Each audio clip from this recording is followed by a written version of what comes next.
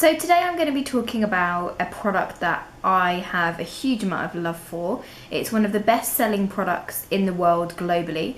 It's something that everybody has either aspired to own or has owned themselves as part of their adult life. It adorns many a celebrity makeup bag. It's one product that everyone always tries to get on discount when they go through the airport or go on holiday, because it's definitely a little bit of a makeup investment. What I'm talking about, of course, is the iconic product that's of course by YSL Touche Eclat. Now, this is probably one of the most misunderstood makeup products of all time. Everybody that uses this or buys it or understands its holy grail position within the industry, most of the time people think that this is a concealer, and it's not at all, and that's where the majority of people go wrong. Touche Eclat was never invented as a concealer. It's a highlighter.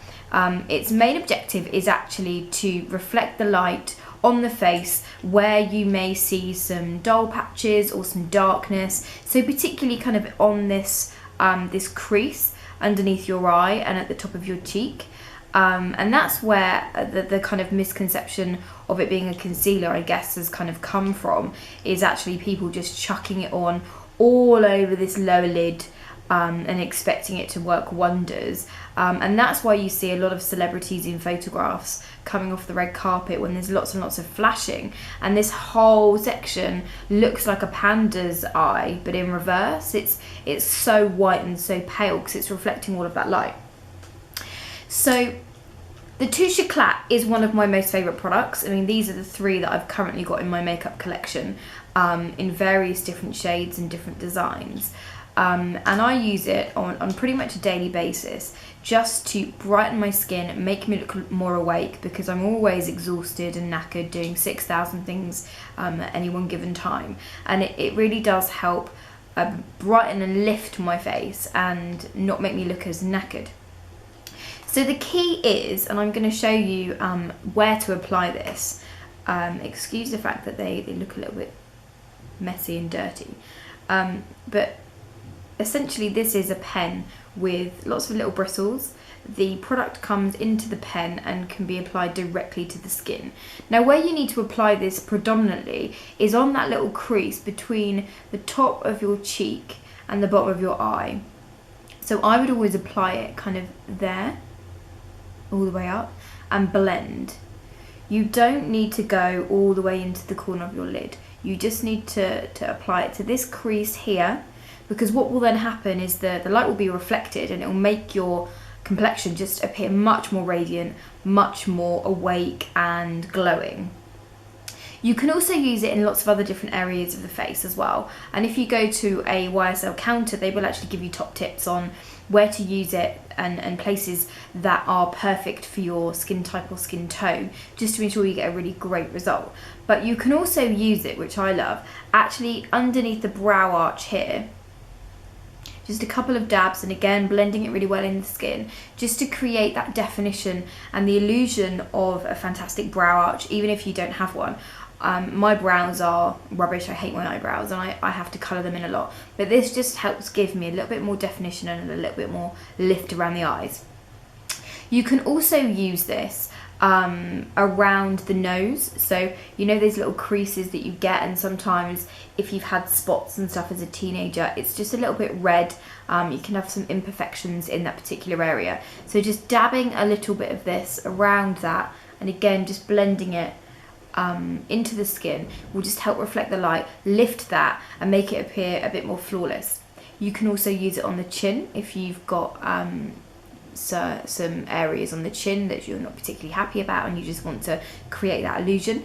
Also down the nose on this area here where the light would naturally catch. That's also where I recommend people to apply bronzer, just because that's naturally where you'll get that sun-kissed glow from. So if you apply it just a little down the bridge of the nose, it will just again lift everything.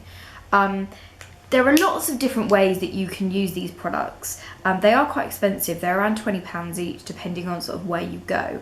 But they do actually last a long time if you use them properly. So many people that use them as a concealer will go through one of these in a matter of weeks, and actually they should last, you know, at least 3 months, because you need such a small amount to get the result that you want.